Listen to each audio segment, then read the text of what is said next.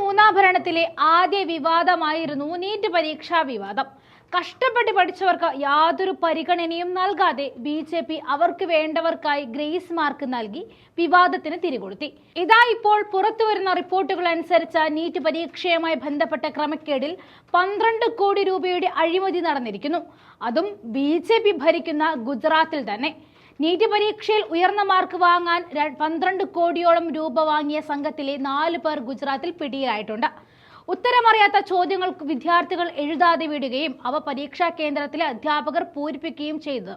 ബന്ധോരയിൽ Roy overseas എന്ന സ്ഥാപനം നടത്തിയിരുന്ന പരശുറാം റോയ് ആയിരുന്നു ഈ തട്ടിപ്പിന്റെ ആസൂത്രകൻ. ഉത്തരമറിയാത്ത ചോദ്യങ്ങൾ വിദ്യാർത്ഥികൾ എഴുതാതെ വിടുകയും അവ പരീക്ഷാ കേന്ദ്രങ്ങളിലെ അധ്യാപകർ പൂരിപ്പിക്കുകയുമാണ് ചെയ്തിരുന്നത്. ബദോരയിലെ റോയ് ഓവർസീസ് എന്ന സ്ഥാപനം നടത്തിയിരുന്ന പരശുറാം റോയ് ആണ് തട്ടിപ്പിന്റെ ആസൂത്രകൻ. ഗോദ്രയിലെ ജയ് ജൽറാം സ്കൂളിലെ അധ്യാപകനായ തുഷാർ ഭട്ടായിരുന്നു ഉത്തരങ്ങൾ എഴുതി ചേർത്തതും. കഴിഞ്ഞ നീറ്റ് പരീക്ഷയുടെ കേന്ദ്രമായിരുന്ന സ്കൂളിൽ ഡെപ്യൂട്ടി സൂപ്രണ്ടായിരുന്നു ഭട്ട്. ആരിഫ് വോർണ എന്ന ആളായിരുന്നു ഇടനിലക്കാരനായി പ്രവർത്തിച്ചതും. പണം നൽകിയ 26 വിദ്യാർത്ഥികളുടെ വിവരങ്ങൾ വോറ വഴിയാണ് റോയ് ഭട്ടിന് കൈമാറിയത്. 4 കുട്ടികളുടെ രക്ഷിതാക്കൾ 66 ലക്ഷം രൂപ വീതവും 3 പേർ ബ്ലാക്ക് ചെക്കുകളും കൈമാറിയതായും ഗോദ്ര പോലീസ് കണ്ടെത്തിയിരുന്നു. കഴിഞ്ഞ മാസം കളക്ടർക്ക് ഒരു അജ്ഞാത പരാതിക്കാരി ചെന്നതോടെയായിരുന്നു സംഭവം പുറത്തായത്.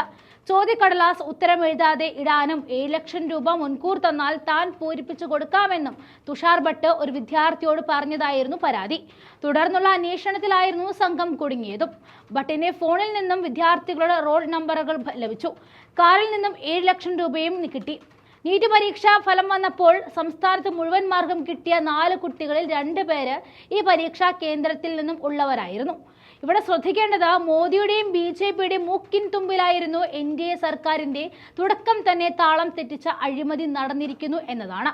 തെരഞ്ഞെടുപ്പ് ഫലം പുറത്തു വന്ന അന്ന് മുങ്ങിപ്പോയ പരീക്ഷ എഴുതിയ കുട്ടികളുടെ കണ്ണീർ സുപ്രീം കോടതി വരെ ഏറ്റെടുക്കുകയും ഉയർന്ന ഗ്രേസ് മാർക്ക് കിട്ടിയവർക്കായി വീണ്ടും പരീക്ഷ ഉണ്ടായിരിക്കുമെന്ന ഉത്തരവ് പുറത്തുവന്നതിന് പിന്നാലെയായിരുന്നു ഇത്തരത്തിലൊരു അഴിമതി പുറത്താകുന്നത്.